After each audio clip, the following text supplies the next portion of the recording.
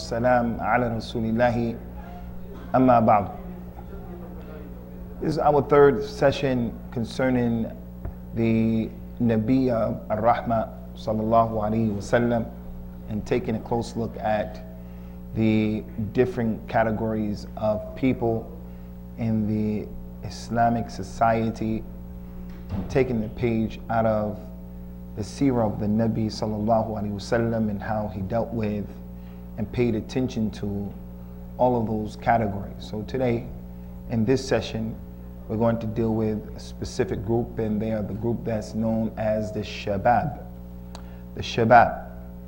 And the Shabab, you can say they are the youngsters who are in their pre-teenage years all the way up to 39. These little guys right here are not considered to be Shabab, technically speaking, although the Nabi sallallahu alayhi wasallam dealt with them. And we're going to deal with that inshallah, probably tomorrow. But we're talking about the Shabab, how the Nabi sallallahu alayhi wa ala alihi wasallam dealt with the people from his community who were 13, 14, 15, all the way up to 39. The reason why we say up to 39 is because of the presence of an ayah of the Quran in Surah Al-Ahqaf. Allah Ta'ala mentioned, حَتَّى إِذَا بَلَغَ أَشُدُّهُ وَبَلَغَ 40 سَنَةً قَالَ رَبِّ أَوْزِعْنِي أَنْ أَشْكُرَ نِعْمَتِكَ الَّتِي أَنْعَمْتَ عَلَيَّ وَعَلَى وَالِدَيَّ. And when the man reaches full strength and he reaches the age of 40, he makes the dua and he says, "Oh my Lord, give me the ability and bless me to thank you for the ni'mah that you bestowed upon me and the ni'mah that you bestowed upon my parents." So this is an ayat of the Quran that says that when a man reaches the age of 40, then that's when he's mature in the deen of Allah Azza wa Jalla. Before the age of 40, he's not considered to be someone who has reached a level of ashuddu, as this word was used in the Quran.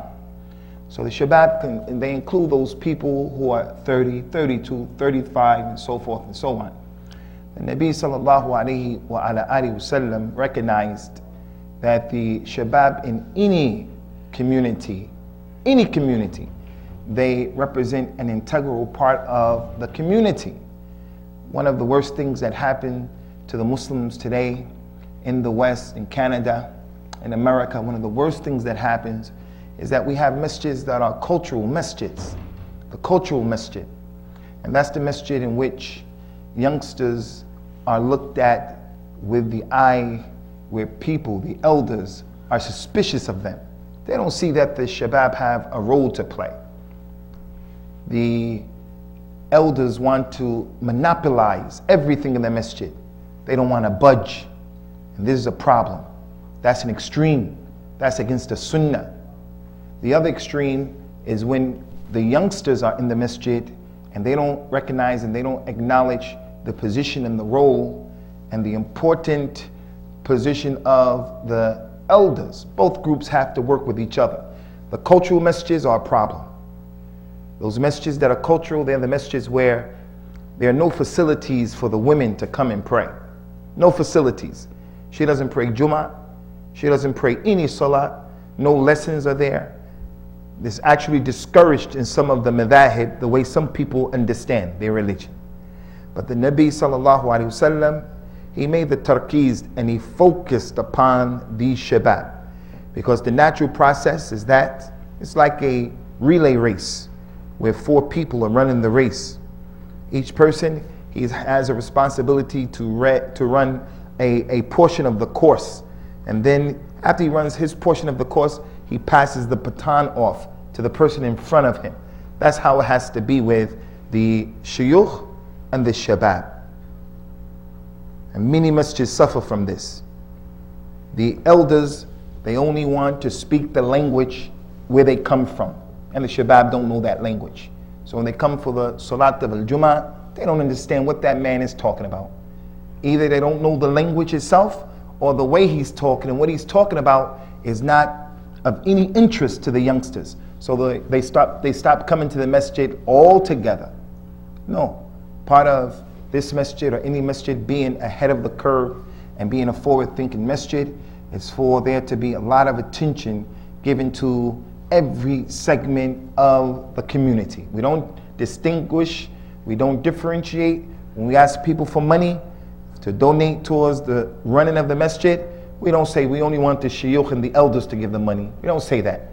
We don't say, for an example, majority of the people who come here are from Somalia. We don't say we only want the money of Somalis. No, you say you want the money from everybody who can give, regardless of their sex, their ethnic background, their education, whether they're employed, not employed. So if that's the case, then it's the responsibility of the administration of any masjid to pay attention to every single segment. So from the most important segments of the Muslim community are these shabab. Our shabab are lost today in the countries where we find ourselves. But when we look at the book of Allah Azza wa Jal, we find that not only in Islam during the time of the Nabi sallallahu alaihi wasallam, but throughout the lives of the prophets and the messengers, the shabab always played a critical role, especially the 5 major prophets or messengers that Allah Ta'ala called them in the Quran, the ulul azm. He said in the Quran, فَاصْبِرْ كَمَا صَبَرَ ulul azmi min ar-rusul. Be patient the way the determined messengers were patient.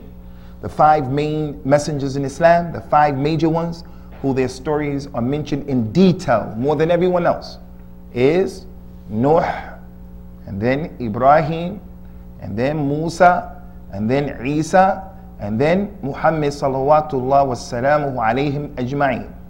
And all 5 of them, they have a lot of parallels in their lives. All of them made hijrah, showing the importance of the ongoing concept of hijrah.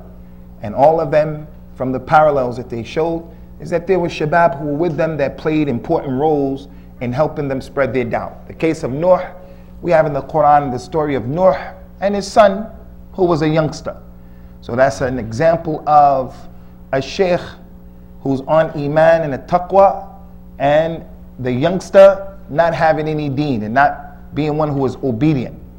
In the case of Ibrahim and his son Ismail is in detail in the Quran and in the authentic Sunnah, showing us that the sheikh, he has deen, he has taqwa, he has knowledge, and the young man, his son in this case, was with him every step of the way, building the Kaaba and the other remnants that to this very day they stand as symbols of the ibadah of Allah and the tawheed of Allah. And then we have the issue of Musa salawatullahi wassalamuhu alayhi, whose story is in detail, and with him was a very important youngster, and he was Yusha ibn Nun. The Prophet said in an authentic hadith sallallahu alayhi wasallam, "Lam tuhbas al-shams li ahadin min al-bashar illa lima kana li Yusha sa'atin sara ila Bayt al-Maqdis." The sun was never held back for anyone. It was never prevented from setting for anyone, with the exception of Yusha ibn Nun. Joshua in the Bible, he's called Joshua in the Bible. He was making jihad in Bayt al-Maqdis against the enemies of his people, and while he was making jihad, it was close to Maghrib time. He looked at the sun and he said to the sun, "Anti ma'mura wa ana ma'mur." You have been commanded and I'm commanded. I've been commanded to fight these people, you've been commanded to set. And then he made dua to Allah, "Allahumma ihbisha li sa'a." Oh Allah, hold the sun back for me for 1 hour. And Allah caused the sun to stay there. The hadith is Sahih hadith. And the Nabi said that this didn't happen to anyone except Yusha ibn Nun.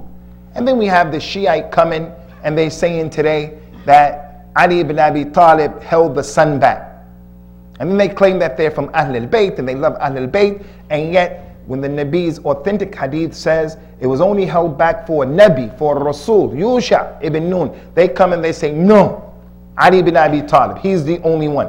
And they make takdeeb of that particular hadith. So the point here is, Musa is one of the 5 major messengers, one of the 5 major ones.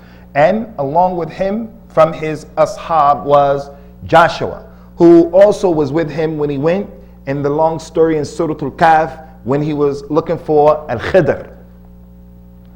And then we come to Isa ibn Maryam. Not much is given to us about the history of Isa, but we know when he does come back, the Mahdi will be here. And we also know that the one who's going to identify and explain the reality of the Dajjal is going to be what the Prophet says, sallallahu alaihi wasallam, ثُمَّ قَامَ الشَّابُ مِنْ أُمَّتِي فَيَقُولُ وَاللَّهِ الْآنِ أنا متأكد أنت الدجال الذي أخبرنا النبي صلى الله عليه وسلم عنه في حديثه. When the Dajjal cuts the boy in half and he tells the people, if I cut him in half, I'll bring him back to life. Will you people believe that I'm your Lord? They say yes. He'll cut him in half and then he'll walk between them. He'll bring him back to life. Bi-idhnillah. The boy will get up and he says, Wallahi, now I have no doubt. I'm even more sure that you're the Dajjal that the Prophet told us about in his hadith, in his sunnah. It's not in the Quran, in his hadith, in his sunnah. So the Nabi said that would be a young man, a shab. He has a role to play. His role is bigger and more important than wasting his time on PlayStation. The youngsters have a role to play in Al-Islam. They have a role to play in the masjid. And for that reason, that responsibility has to be awakened in them. And it's not awakened in them if as elders we have no idea about what they're living, what they're going through. We have no desire to bring them on board, to give them some tawjihad and to help them. This is a big problem. And of course, the Nabi sallallahu alaihi wasallam, he dealt with the youngsters of the community, as we're going to show you some of those examples. When he started giving dawah to Allah, to Al-Islam, the biggest scholars of this religion were those youngsters that he paid attention to. Ibn Abbas, Ibn Umar, Abdullah, Ibn Zubair. These people were young. Usamah ibn Zayd. The Nabi put him, sallallahu alaihi wasallam, in front of the army when he died. He died and he sent that army out. This boy, Usamah ibn Zayd, was only 17, 18 years old. And he's in charge of an army. Inside of that army is Khalid ibn Al-Walid. Inside of that army were people like Abdurrahman ibn Auf, Sa'd ibn Abi Waqqas, big major companions, under the leadership of someone 17, 18 years old. And then we have the cultural masjid where the youngster, he doesn't have anything to do. No, the Nabi even paid attention to those young women. Him marrying Aisha radiallahu anha at such a young age, she grew up to be from the ulama of this ummah. His daughter Fatima, he paid attention to all of those youngsters. So the point is, in the book of Allah, the youngsters have been paid attention to. These stories are not mentioned to us just as just stories like that. Goldilocks and the three wolves. This is not like that. It's about people paying attention that the mentioning of all of them. Dawood was a young man. The Prophet during his time, his name was Talut. He was a king and he was the Prophet. And Dawood was a youngster under the authority of that king. And it was Dawood who killed Jalut, who killed Goliath as a youngster.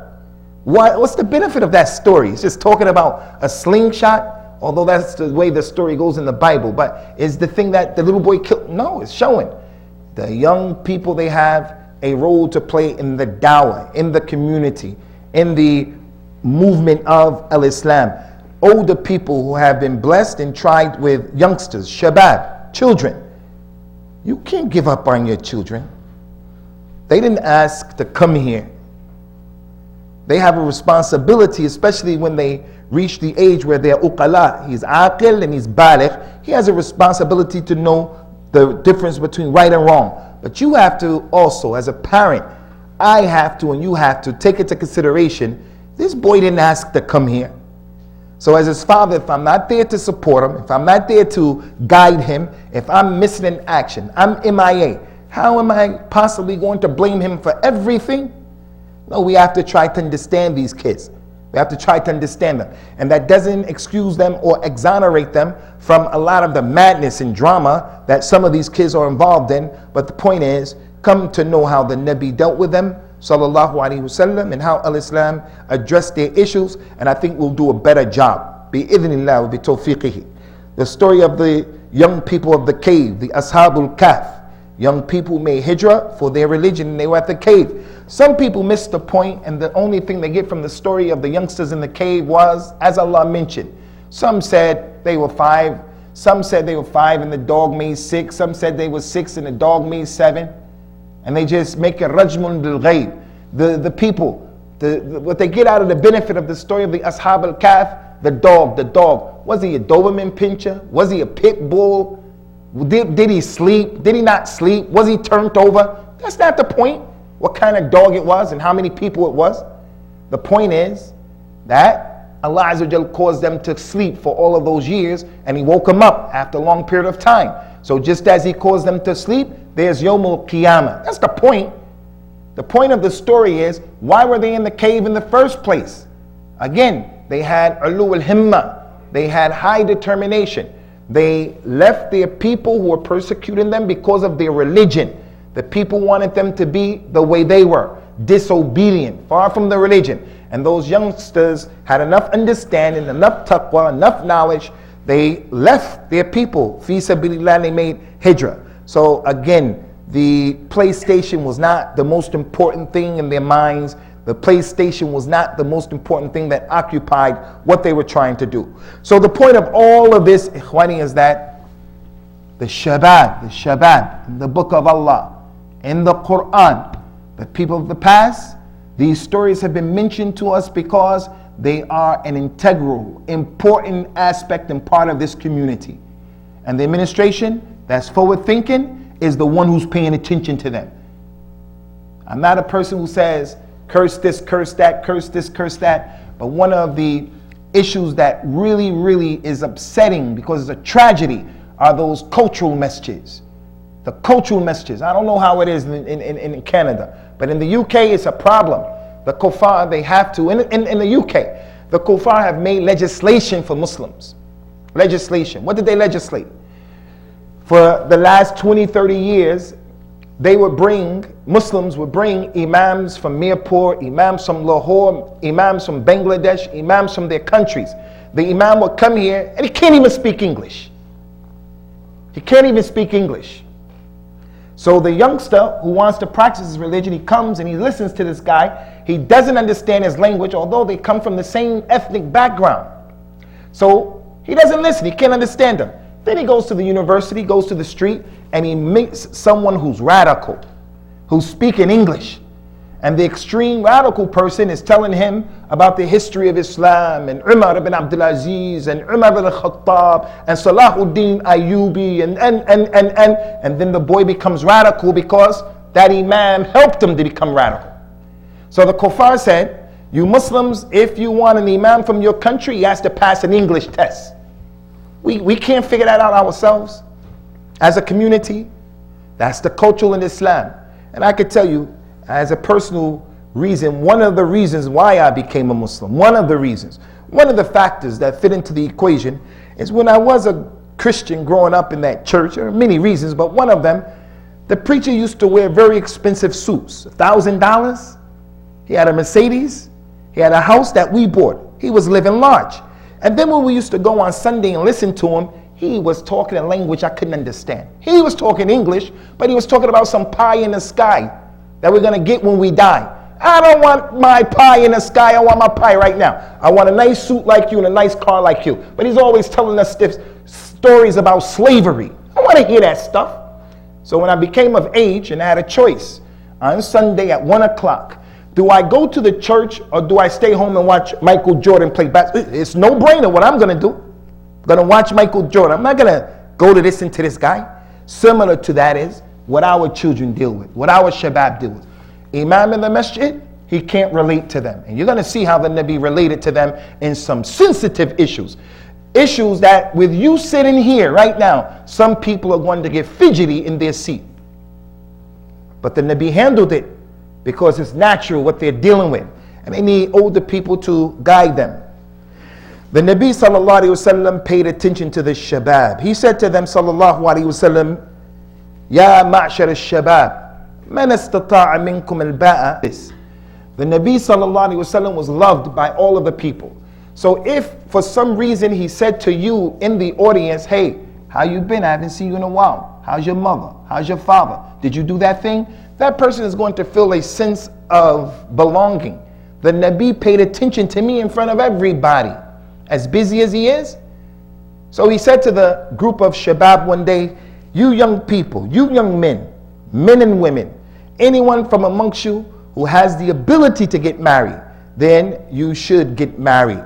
The ability to get married is you have the ability to provide an accommodation for the girl, and you have the ability to physically satisfy her needs. If you can do that, then get married. You don't have to be rich, and you don't have to be the strongest person. But if you have the ability to do that, then do it. And that's because getting married, it will cause your eyes to lower your gaze, and it'll protect your private part. You'll complete half of your deen. So the Nabi is addressing an important issue with them. We're living in the UK. The 16, 17, 18, 21-year-old Muslim boy and girl who's not married, especially the boys, they have a lot of fitna to deal with in this society. And we're just going to leave them like that, just to grow up like that? No, we have to engage them. And this is an example of how the Nabi addressed them. Today, one of the members from the Shabab who we know we got married today, they had the nikah not too far away from here. And from the rahmah of the Nabi is this nikah. How it's been legislated, the rights in it, what to do. Allah Ta'ala mentioned وَمِنْ آيَاتِهِ أَنْ خَلَقَ لَكُم مِّنْ أَنفُسِكُمْ أَزْوَاجًا وَجَعَلَ بَيْنَكُم مَّوَدَّةً وَرَحْمَةً. That nikah is a rahmah. And the parents who are not cooperating with these children because of the different tribes and because of these other issues, you are helping to make corruption and fasad in the earth. I'm not here to put anyone down. I'm just saying you have to look at, we as parents, we have to look at all of the angles of the situation. The boy came, wants to marry my daughter. I told him, I don't think you're not the material for my daughter. Your sword is not sharp enough. But he insists, he wants to marry my daughter. I don't think he's the guy for it. We have to try to do our best, And then we hope for the best. We make dua, we get inside of the picture, and we try to facilitate for them.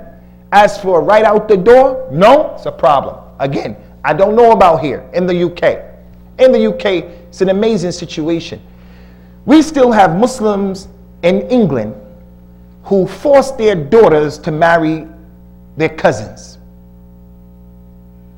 She's not going to marry anyone from the day she was born. She's going to marry her cousin because the father married his cousin, and his father married his cousin, and his grandfather married his cousin.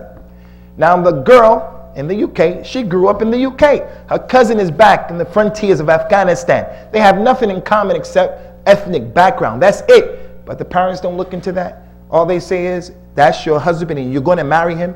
And now we have all kind of fitna and fasad as a result of that. That is not what the Nabi was on, sallallahu alayhi wa ala alihi wasallam. The culture, no doubt, is important. It identifies who we are. But when the culture goes against the religion, we have to put that culture on the side. And when the culture is backwards and uncivilized, we have to put that culture on the side. The Nabi addressed the issue of the shabab. He told the people, sallallahu alayhi wasallam, the shabab, اغتنم خمسا قبل خمس. Take advantage of 5 things before 5 things happen. That's for everyone. Take advantage of 5 things before 5 things happen. One of the 5 things that we mention right now, because it's connected to the talk, is, he said, take advantage of your youthfulness before you get old. While you're young, fast as much as you can right now. While you're young, pray as much as you can right now. While you're young, make umrah, make hajj as much as you can right now. While you're young, go and study and learn the Quran right now. While you're young, do those things that as a youngster, they're easy for you. Because if you become older, you may be like some of the elder people in this masjid who have to pray sitting down. You may be like some of the elder people in this masjid who can't fast in the month of Ramadan. They're saying, I wish I'd have did more when I was young. So the fact that the Nabi told the young people, sallallahu alaihi wasallam, take advantage of your youthfulness before you get old. He's addressing the issue of youngsters. And there are other 4 people. Take advantage of your free time before you become busy. Take advantage of good health before you become sick. Take advantage of having money right now before you don't have any money. Take advantage of your life before you die. But the point is, he said to the young people, take advantage of your youthfulness before you get old. Now this is really important, Ikhwani, and I think this is a message that I try to give you guys, you young brothers, a number of times in being here. If I can rewind the clock, and that's impossible. If I could rewind the clock, I would rewind that clock to when I was 13 years old and I went to high school. Those 4 years, from 13 to 17, when I wasted time fighting, getting high, getting in trouble, being a knucklehead. If I can rewind the clock, I would have gone back in that time, akramakumullah, and I'd have been a better student academically.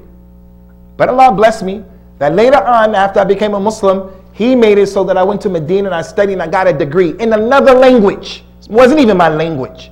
I'm not the sharpest knife in the shed, and I'm not the dullest one neither. But I went to another country and got a degree in another language. I'm not bragging, I'm making a point here. It goes to show, if I would have applied myself in my own language, I could have been one of the best students. But I was distracted, getting high, being a knucklehead, fighting, missing school, beating up the teacher. So I don't want you brothers to waste this time. Don't squander your youthfulness. Some of our parents, our mothers and fathers couldn't read and write. Some of our parents, they're not that educated. They just wish that you would take advantage of what a country like Canada is offering you. A free education to excel, and you want to waste time? Take advantage of your youthfulness before you become old, and you just wish it could come back, and it's not going to come back. The Nabi sallallahu alaihi wasallam, from the many issues that he said addressing the shabab, he said, سَبَعَةٌ يَظِلُّهُمُ اللَّهُ فِي ظِلِّهِ يَوْمَ لَا ظِلَّ إِلَّا ظِلُّهُ. 7 people will be under the shade of Allah يَوْمُ الْقِيَامَةِ, on the day when there will be no shade. And then he went to mention these 7 people, trying to get people encouraged. Try to be from these 7 people. And he mentioned them. One of them, he said, شَاب نَشَأَ فِي طَاعَةِ اللَّهِ. One of the 7 people who will be under Allah's shade يَوْمُ الْقِيَامَةِ, when there's no shade, is the young man, the young lady who grew up in the obedience of Allah. The young man is in the masjid, given a choice of being on that PlayStation, watching TV, watching the Toronto Raptors, doing some other stuff. He chose to be in the masjid right now. Given a choice to wear tight jeans, to go to the party and to hang out, to expose herself, she chose at this time to wear hijab, jilbab, niqab, and she's only 16 years old. How is the mother and the father, the uncles, the aunties, the community not going to encourage her and help her on that issue? She can be one of those 7 people. May Allah make our children of them. So the point here is, the Nabi addressed the issue of the shabab and giving them this encouragement, making them feel your being in the masjid is cool. It's not corny. Your being in the masjid is going to benefit you. So again, the responsibility of the mother, the father, the uncle, the big brother, the big sister. It's your responsibility, our responsibility, to stop dealing with these kids as if they're just problematic. They're just problems. The time that they're in right now is difficult, and we all passed that time. They have hormones, growing issues, all kind of issues, culture clashes between how they think and how we think, so many things. I think that because of my background, where I come from, I think I know what time it is. I always tell my son, Usamah, Abdullah, Abdurrahman, don't talk to me like I'm Frank Sausage Head. I know what time it is. I tell him, I know what time it is. I've been around the block a number of times, but there are many things I don't relate to. I don't relate to what's out there right now, because it's different from when I was out there. You come from Somalia, from Mogadishu. It comes from Mogadishu, from Kenya, Mombasa. Mombasa is not like the streets of Canada. And you have to appreciate that. And we have to sit down with our kids and get into their minds and stop being people who are rough and tough with them and not understanding them. Now I'll give you some examples of how the Nabi addressed these shabab. The companion of the Nabi, Abu Rafi', Amr al-Ghifari radiyallahu anhu. And what was collected by the Imam Abu Dawood and Ibn Majah, he said, Kuntu shabin armi ala nakhl al-ansar. I was a shab, a youngster, and I had my arrow and I was shooting at some dates that that belonged to the Ansar. I was shooting at the dates to make them fall down. The Nabi came and he said to me, sallallahu alayhi wa ala alihi wa sallam, hey, what are you doing? Why are you shooting at the dates? He said, I'm trying to knock them down, Ya Rasulullah, so that I can eat them. The Prophet very gently said to the boy, don't shoot at the dates. The ones that have fallen off of the tree already, go and pick them up and eat them. But don't shoot at the dates. And then he took the boy and he hugged the boy and he made a dua. Allahumma ashba' batna. Oh Allah, make his stomach full. The boy is hungry. Make his stomach full. That's the hadith. That's the hadith. What do we get from this hadith? First of all, listen to this. The boy is doing what young men do. He was doing something quite dangerous. He's shooting an arrow that may miss or go through. It keeps traveling and it hits somebody in the head and it stabs them over there. Dangerous. That's how Shabab are. They get their license and they drive crazy. It's just inside of them, the way they are. You were like that and I was like that. Some more than others. He doesn't always mean evil. And the Nabi knew that. He used to tell the people in the masjid on the ground, if you have arrows, he said, put your arrow in the sheath. Put your arrow in the house that it goes in. And if you don't have one, then hold the tip of the arrow, hold it in your hand and walk like that in the masjid. You can't walk in the masjid and you trip and then you stab yourself. Someone runs into you, you stab them. So what about shooting like that? Now what he was doing was dangerous. The Nabi didn't come to him and say, hey, stupid. Hey, stupid. He didn't deal with him like that. He addressed him in a nice way. And it goes back to the ayat that we mentioned, the fathers from amongst us. Allah said to the Nabi sallallahu alayhi wasallam, فَبِمَا رَحْمَةٍ مِّنَ اللَّهِ لِنْتَ لَهُمْ وَلَوْ كُنْتَ فَضًّا غَلِيظَ الْقَلْبِ لَانْفَضُّوا مِنْ حَوْلِكَ. It was a rahmah that you were gentle and you were easy with them, Ya Muhammad. If you were rough and tough with them, they would have run away from you. If you deal with your son like that, if you deal with your daughter like that all the time, she doesn't wear hijab and the father's calling her a slut. She's not a slut. Don't say those kind of words. The Nabi sallallahu alaihi wasallam addressed the mind and the condition. Look at the other hadith. The other hadith. In front of all of the community, in front of everybody. One of these young men came to the Nabi in front of everybody. And he said, sallallahu alaihi wasallam, the boy said to the Nabi, Ya Rasulullah, i'dhin li bizina. Give me permission to go make zina. You're the Rasul, you're the Nabi. You can let me have it with one of those slave girls over there. You can let me have it with I don't want to make zina. I fear Allah and you make halal and haram because of Allah. Give me the permission to make zina. The people looked at the man. The people were uncomfortable. They were like, what's wrong with you? Saying like something like that in front of all the people. It's embarrassing. The Nabi sallallahu alaihi wasallam told the people, take it easy. He told the boy, come here. He said to the boy, أتحبه لأمك? قال لا والله جعلني الله فداك. Do you like your mother? Somebody to do that to your mother? The boy said, Wallahi, I don't like that for my mother. A'udhu billah. May Allah make me your sacrifice. My mother, I don't want anyone to do that with my mother. The Prophet said, وَالنَّاسِ لَا يُحِبُّونَهُ لِأُمَّهَاتِهِمْ. The people don't want it to be done to their mothers neither. If you do that to someone, you're doing it with someone's mother, auntie, daughter. And there's a principle in Islam. Kama tudin tudan. As you do, it's going to be done unto you. He took the boy, sallallahu alaihi wasallam, and he said, Allahumma aghfir dhanbah wa tahhir qalbah wa hassan farjah. Oh Allah, forgive the boy for his sin. Saying that in public. Forgive him for his sin. If you just think about it, you're not sinning. The man said, Ya Rasulullah, will we be held accountable for the things that we think? He said, if you think about it, you won't be accounted for it. But if you speak about it and you act upon it, then you're accounted. But if something comes to your mind, you're not responsible for that. That's waswas of shaitan. But don't say to anyone, I saw this, I want to do that. Don't say it. Oh Allah, forgive him for his sin and purify his heart and protect his private part. The Nabi understood the condition of the boy. The boy is 18, 19 years old. He wakes up in the morning and that thing is on in him. His father has to help him. What do you think about the father? This is what the father does. The son, he is the age of 16, 17, starts to get some hair. The father comes to him with a razor, the big razor. He gives him a pack of big razors and just walks away. The boy takes the razor and says, well, what is this for? No, that father has to sit with him and talk to him, explain to him.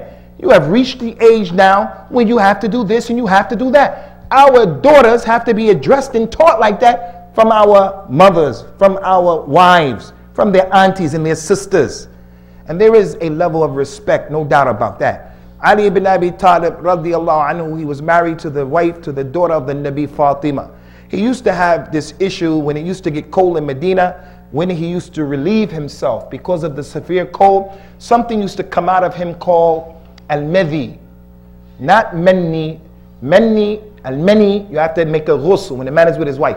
Madhi is the transparent pancreatic fluid. It used to come out. Ali wanted to know, what's the ruling? He has to know his religion. What should I do? But he couldn't go and ask the Nabi. He's embarrassed to ask something connected to his private part. So he told his friend, you go and ask the Nabi for me. That's adab, hayat. But it didn't prevent him from learning his religion. So the point is, these people, these kids, boys and girls, they're going through a critical time right now. And as responsible parents, the same way that boy approached the Nabi, he should be able to approach the Imam. I don't know how it is in this masjid, but I want to put this forward. One of our shabab, he's getting high and he's drinking alcohol and he's smoking. He's doing all kind of crazy things. And Allah writes for him tawbah. He wants to make tawbah. So he comes to the masjid right now and he's with us right now. He used to make ma'asiyah and he wants to change his life. Does he have the ability to go to the Imam after everyone is gone and to say, look, I'm having problems with marijuana. Can you help me? Again, in the cultural masjid, he can't do that. He's afraid to say anything to the Imam because there's a disconnect between him and the Imam. The Imam is going to rat him out, tell his father. The Imam is going to say, you do that? What's wrong with you? He's going to be judgmental towards the... No, we can't be like that. The Nabi wasn't like that with that young man. Another issue similar to that was the young man who came and he said he was married. He said, Ya Rasulullah, can I kiss my wife while I'm fasting? He said, no.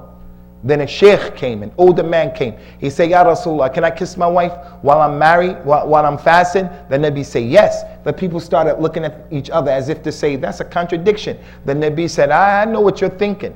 He said, Inna sheikh yamliku nafsa. The sheikh, the older man, he can control himself. He has wudu, he can kiss his wife affectionately and leave and no problem. He can get married in the month of Ramadan. The sheikh, no problem. But the young man, he can't kiss his wife when he's fasting. He shouldn't get married in Ramadan, not because it's haram. That hadith, again, is speaking towards the nature and the fitrah of the young people. So instead of acting as if it doesn't exist, let's understand it and deal with it. From the examples of what we get from the Nabi sallallahu alaihi wasallam dealing with his companions who were young, is that there were a group of companions who came to see him, a number of them. And that particular hadith is an authentic hadith as in Sahih Bukhari and Muslim. Malik ibn al-Huwayrith, may Allah be pleased with him, he said that أتينا النبي صلى الله عليه وسلم ونحن شبابة المتقاربون. We came to visit the Nabi and we were all youngsters around the same age.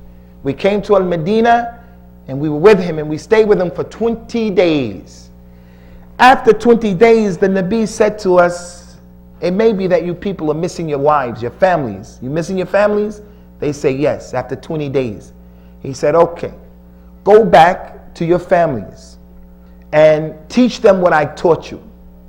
When it's time for the salah, one of you should make the adhan and the eldest from amongst you shall lead the salah. This hadith said, let the eldest from amongst you lead the salah.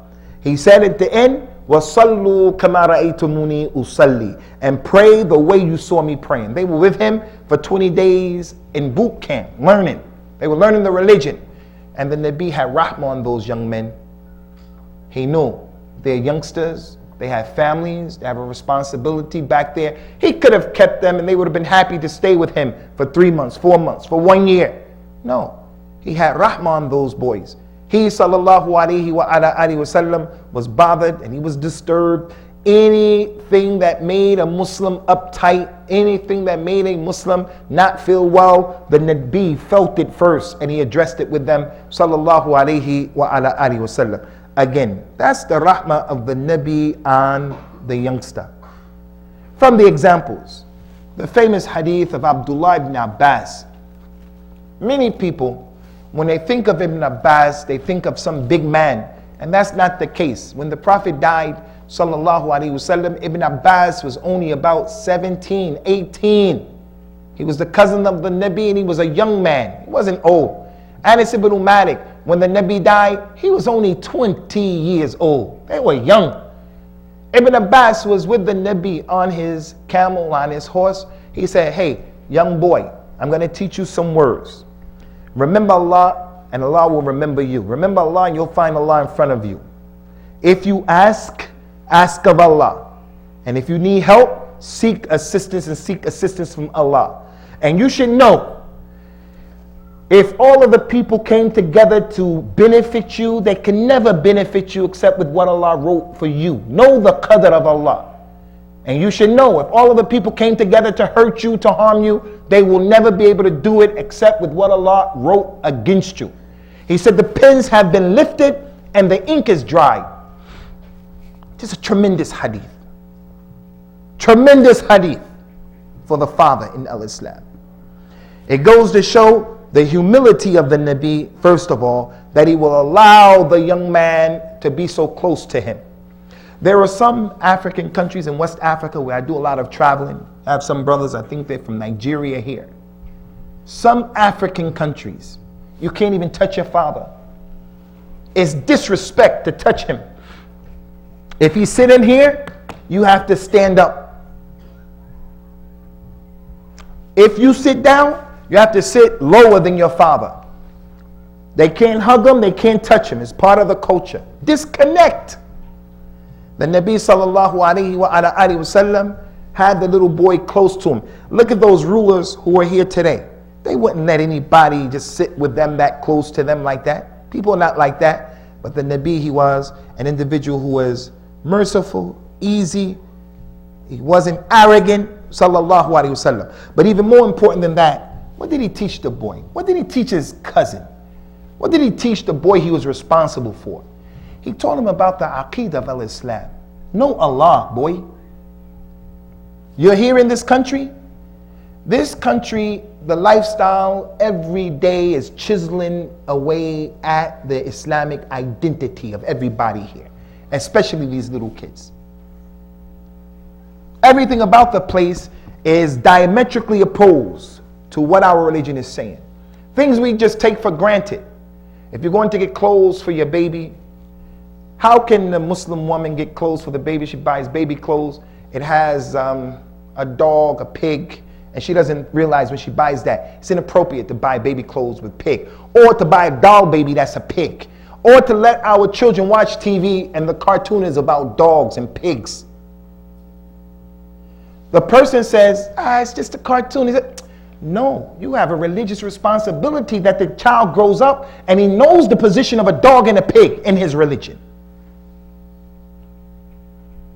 Every day, society is chiseling at the Islamic identity from big people, grown people who have the deen. So the Nabi sallallahu alaihi wasallam, he taught the boy about his aqeedah. If the boy knows Allah, he won't be afraid of people. He won't be afraid. He won't see himself as being a second-class citizen.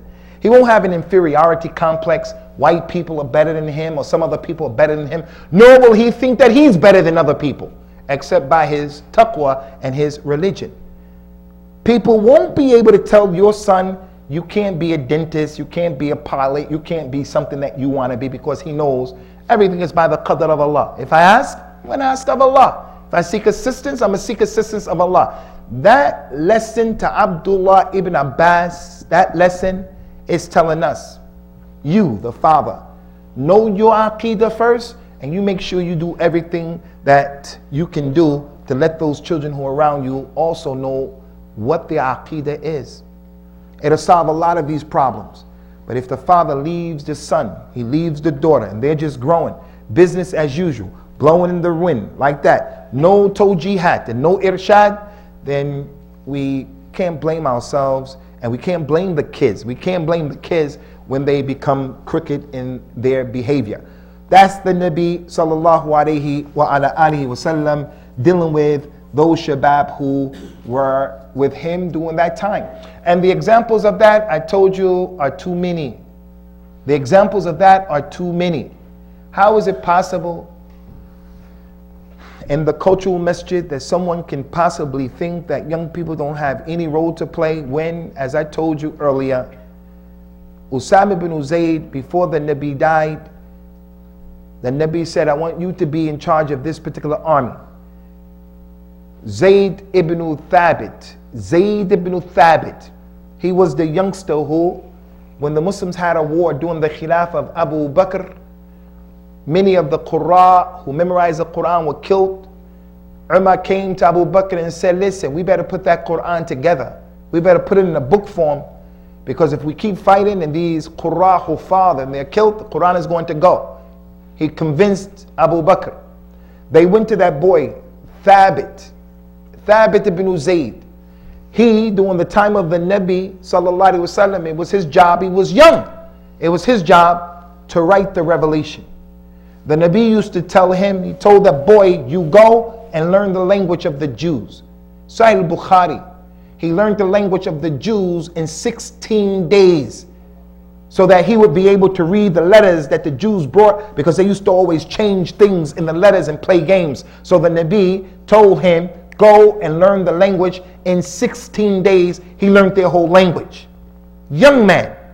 So during the Khilaf of Abu Bakr radiallahu anhu, Abu Bakr and Umar came to him and said, look, you saw what happened in the jihad. All of those Qurra, Hufad, they were killed. We want to bring this Quran and make it into a book. Look what the boy said. The boy said, I'm not doing that. He said, I'm not doing that, because there's no dalil to let me do that. If the Nabi wanted that to be done, he would have done it. That's Abu Bakr and Umar talking to the boy. And Abu Bakr and Umar, you know who they are. But they didn't intimidate him. His religion was, I'm not falling into bid'ah. I'm not doing something that there's no dalil on. If this was a good thing, the Nabi would have done it. He said, I'm not doing it.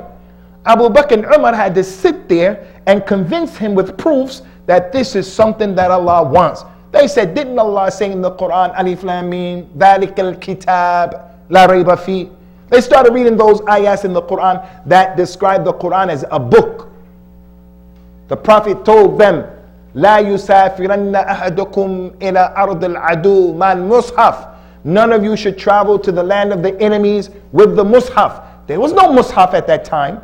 Why would the Nabi prevent us from traveling to the land of the enemy with a mushaf, and there was no mushaf? They said to him, because this is one of the ways that we're telling you this is something that you should do. He said, wallahi, if you people would have asked me to go and move Mount Uhud from here to there, that would have been easier than asking me this. But after he was convinced, he started bringing that Quran together. And he was just a young man. Just a young man. So that Quran that we have, this mushaf that we have in the back, yes, Uthman, he had a lot to do with it. They call it the mushaf of Uthman. Abu Bakr and Umar, they had a lot to do with it. But this boy, Thabit ibn Zayd, as a youngster, he had a lot to do with it. Again. The youth in Al-Islam, they have a role to play. And their role is not just the PlayStation and the Xbox. It's not the latest sneakers that you can wear. It's not that. They have a bigger role to play. So the community, the masjid, we have to get behind these people, and we have to make it possible to support them in these issues, because it's just too much to give examples of how the Nabi sallallahu alaihi wasallam pushed those young men, and as a result of his efforts, they excelled. They excelled academically, they excel militarily, they excel in business, they excel socially, and other than that, those companions, radiallahu anhum, they were chosen divinely by Allah, and the Nabi sallallahu alaihi wasallam cultivated them. So this is what we want to present concerning the Nabi sallallahu alaihi wasallam's rahmah towards the shabab, and there are many other examples.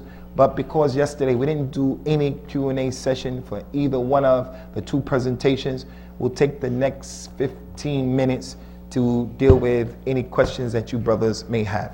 And our success is only with Allah Azza wa Jalla. Hal indakum shay?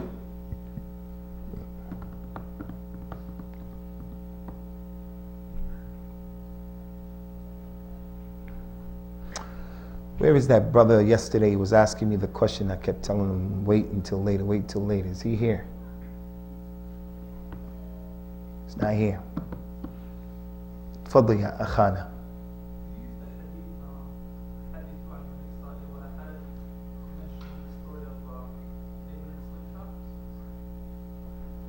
Now, there's a hadith that the Nabi sallallahu alayhi wa ala alihi wasallam allowed us to talk about Bani Israel. He said, talk about them, and there's no problem with talking about them. What happened in their books and what you know about their books. And another authentic hadith, in addition to what the brother just said, he says, sallallahu alayhi wa ala alihi wasallam, إِذَا حَدَّثَتْكُمْ أَهْلُ الْكِتَابِ فَلَا تُصَدِّقُوهُمْ وَلَا تُكَذِّبُوهُمْ. If the people of Ahlul Kitab tell you things come to you from their religion, don't believe it and don't disbelieve it. So the meaning of this issue in the context of David slaying Goliath with a slingshot, in the Bible it said that he had a slingshot and he took the rock and he threw the rock and he killed Goliath. That detail is not mentioned in the Quran. Allah mentioned the story in the Quran. وَقَتَلَ دَاوُودَ طَالُوتَ. It just said Dawood killed Goliath. It didn't say how, what day, how did he fall. It didn't say what weapon that he used. So as Muslims, we can't believe that he did it with a slingshot, and we can't disbelieve that he did it with a slingshot. Because there's no dalil that it happened, no dalil that it didn't happen. So if you believe it, you may believe something that has no dalil. If you reject it, you may reject something that is true. You can't do that. Now, if what their religion says, their book says, is supported by our book, then we believe in it. And if what their book says is rejected by our book, then we disbelieve in it. So I want to ask you, brothers. The Bible says that the first human being who was created, he was Adam. Do we believe that? That's in the Bible. Do we believe that? Yes. The Bible says that after Adam was created, Eve, Hawa, was created from Adam. Do we believe that? Yes. Yes, we believe that.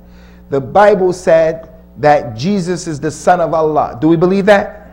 The Bible said that Sulaiman, he saw Bilqis. That's what they call her, but no dalil as her name. The Queen of Sheba, the Queen of Saba. The Bible said that Sulaiman saw her and she was so beautiful that Sulaiman started worshiping the Shams, the sun, in order to marry her. Do we believe that? No, wallahi. The Bible said that Lot had two daughters. And when he left his people, they were destroyed. The two daughters made him drink khamr, and then he had zina with both daughters 2 nights in a row. Do we believe that? No, we don't believe that. Now, the Bible said that the tree that Adam and Eve approached was an apple tree, that they ate from the apple tree. And as a result of that, this is why men have this. It's the Adam's apple. We got this stuck in our throat, Adam's apple. And because they ate the apple tree, the woman is punished because she gets pregnant. So she got to go through pain for Eve going to the tree. Was it an apple tree? We don't know. There's ikhtilaf between the ulama. We don't know. The Quran, the Sunnah didn't say apple tree, peach tree. We don't know what kind of tree. It just said it was a tree. So we don't believe in that. We don't take it and we don't reject it. And along those lines, this is really important. The media is the same way. Don't believe everything in the media and don't disbelieve everything in the media. There are those people who whatever the media says, they believe it. And then they're the other extreme, whatever the media says, they don't believe it. No, in Al-Islam, we have a minhaj, a way of sifting through information and determining whether it's true or not true. So that same concept from that hadith can be applied with the media. When Ahlul Kitab tell you something, the Prophet said, don't believe it and don't disbelieve it. Believe it when the dalil is there and the burhan is there. Disbelieve it when you have dalil against it. If you don't have any dalil either way,